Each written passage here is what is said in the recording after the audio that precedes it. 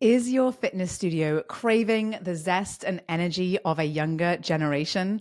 Maybe you'd like to fill some of those spots in your classes with some of that Gen Z and millennial crowd that you know is excited and motivated to be moving. So the question is, how do you bring them into your studio? Well, today I'm going to be giving you the inside scoop on how you can make your studio irresistible to the Millennial and Gen Z crowd. Well, hi there, I'm Seran Glanfield. I'm a business and marketing strategist just for boutique fitness studio owners like you. If you're ready to be inspired and make a bigger impact, you're in the right place. All you need are a few key strategies, the right mindset, and some support along the way. Join me as I share the real-life insights that will help you grow a sustainable and profitable studio. This is the Pilates Business Podcast. Welcome back to the Pilates Business Podcast. I'm Seran, and I'm so happy that you're here with me today.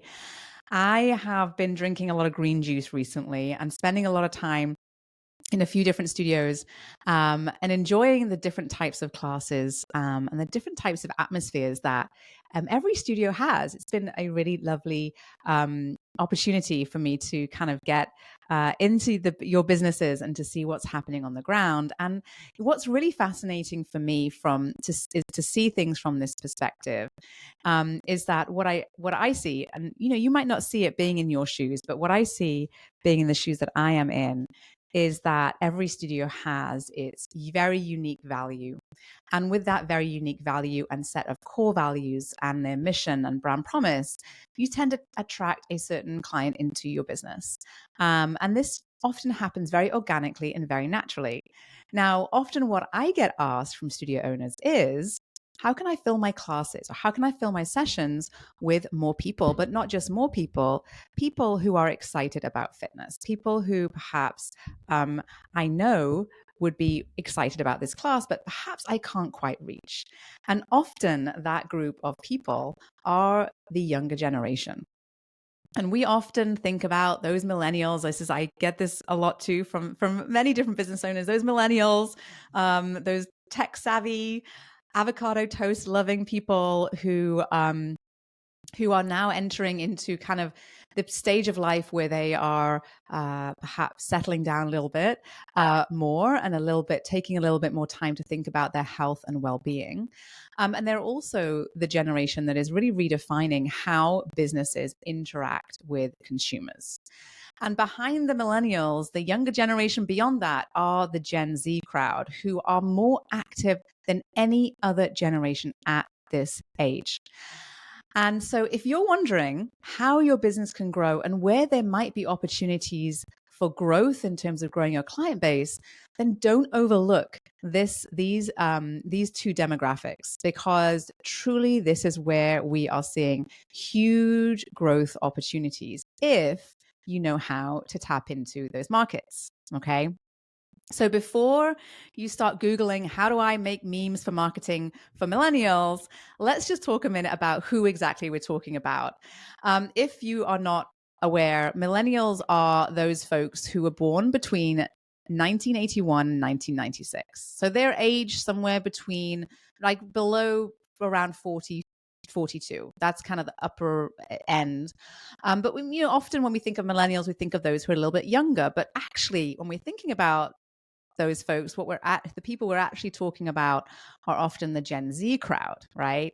These are people who are often known as the Zoomers, and they are the demographic cohort that comes after millennials and precedes Generation Alpha. We're not going to talk about those guys today. But members of the Gen Z crowd, they were born between 1997 and 2012. So they are aged somewhere between 11 to 26. All right. So obviously those teens we might not be targeting quite as much, but those folks who are in their early 20s are definitely a demographic that are excited about movement. And, these are folks who've grown up with smartphones. These are folks who are spending a lot of time on their phones. Those Gen Zers actually spend up to 5 hours a day on their phone. But what's really fascinating about this demographic is while they are spending a lot of time on their screens, they are actually more active than many other prior generations at this age, which is really interesting, right? And so what we know about the market, this market, is that they are very interested in fitness and movement. They are already around 36% of them are already very, very actively working out at least once per week. And they are doing this already at this point in their life. Now, of those people who are working out regularly, about 44% of them are using apps to do that. That's where all that phone time, that screen time comes from, partially. A lot of their life is on their phones, right? So it's no surprise that they are using some of the apps, fitness apps out there to supplement perhaps what they're doing in person as well. They also like to mix it up with in-studio, outside of studio classes, as well as those apps as well. Now, they are actually already spending a decent amount of money on their fitness. Gen Zers are spending on average around $95 a month on fitness, which is pretty significant when you think about that as an average number, right? Obviously, that means that some people are spending far more and obviously some are spending far less. But that is a pretty significant amount of money that is sitting out there as a potential for your business. Now, the other thing to know about this crowd, as I've already mentioned, is that they do spend a lot of time on their screen. And they are probably not on Facebook. They are more than likely using TikTok actually as their primary search engine. So what this means for you is that this is a new generation that if you want to tap into this audience, we need to understand them a little bit. We need to understand a bit about where they are, where they're at, where we can find them, and then how we can position your studio to attract them into your studio as their studio that they most want to be a part of. All right. So here's what we need to know about millennials and Gen Zers when it comes to marketing. Authenticity is everything. These guys can smell inauthenticity a mile away. Remember, they grew up on their screens, interacting with their friends this way. They can spot something that is inauthentic a mile away. All right. So they do not respond well to a pushy, hard sell. All right. At all. What they respond well to is engaging and captivating content that is value-based, that is story-based, that that really resonates with them and makes them feel connected to you. So instead of perhaps that pitch of, here's my one promotion, selling via stories is where you will find you get more traction with this group. And we're talking about how you can share the transformation your studio offers, the ambiance inside of your studio, right? And so it's not for them, it's not just about that class or even that price point or that promotion. It's about the lifestyle. This group of people, they buy online a lot. Okay, so they are not as skeptical perhaps as prior generations may well be about buying something online. They're comfortable buying online, but they will only buy from brands that they believe in, right? And so they have to really connect and trust you before they will buy from you. And they will only connect with you and trust you if they understand you and you are able to connect with them in that way. Now, the other thing to note about this group of folks is that they are focused not just on the aesthetics of fitness. I know that we talk about this a lot when I work with my studio owners. We talk about, a lot of times people are focused on that, and that's fine. What we find is that people keep coming back because they love how it makes them feel. And what we know about Gen Zers and Millennials is that they are fully aware of the improvement in mental health that they get from moving their bodies regularly, right? Again, perhaps a slightly different a mentality or attitude towards fitness and movement than prior generations. And so this is something that you can happily incorporate into your marketing to this demographic as much as you can, because this is the group of people who are graduating or through school and high school and college and continuing education during the pandemic. And that period of time at that point in their life was hugely impactful in a very negative way, as it was for many folks, outside, obviously, for all of us. But these folks are very aware of mental health as a concern. And they're also very aware that movement and staying active is a way to help make sure that they are healthy and happy, not just in body, but also in mind. So that's absolutely an area to focus on. Okay. Now, we know they're on their screens a lot. We know that these folks are pretty sophisticated when it comes to social media and being online. And so if you are trying to tap into that market and you are not active on any social platforms, this is the time to make that change.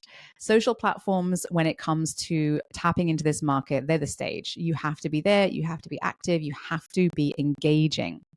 And, it's about making quality content. Again, it should be completely authentic. It should not represent anything other than exactly what you do. So there's no stock photos. There's less than perfect pictures, ideally. The Millennials and Gen-z'ers, they want more real content. They want to be able to connect with you. And if you want to pull them into your business, then they need to feel safe and comfortable with that, which means that you can't be putting stock pictures on your social media posts. They're looking for stories. And stories really are the gold mine for giving that sort of behind the scenes glimpses into what happens at the studio, perhaps into the lifestyle of your clients, helping them understand what they will get out of their sessions with you. So stories is what they want. And so that means videos. Yes, absolutely. It means videos. And it means videos in places that they are. And so does that mean that you're going to be posting videos onto Facebook?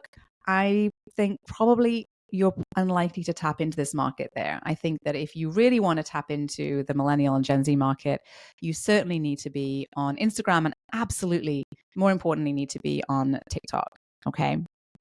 Now, when it comes to the offers, what we know about this demographic is that they are not so good with big commitments. They are not as comfortable in long-term contracts. In fact, what we know is that they often crave that flexibility. They enjoy flexibility. So make sure that you have options in your pricing and packages that meet those needs. What we know is that from all the data that we have seen, Millennials and Gen Zers really like to have choice. Choice really is the key word. They want to be able to work out at the hot yoga place, and then the next day they want to be able to go and work out in that outdoor boot camp class. They love choice, and they like to choose those different workouts. They like to choose new workouts and discover new workouts. What we know is almost 64% of those who actively engage in exercise are looking for choice and enjoy trying new things. So give them the opportunity to do that. Now, what we also know is that this is a generation that is pretty comfortable sharing their experiences online, which means that once you are able to attract some of these folks into your classes, they're going to be the ones who are going to be posting about your studio and tagging you in it.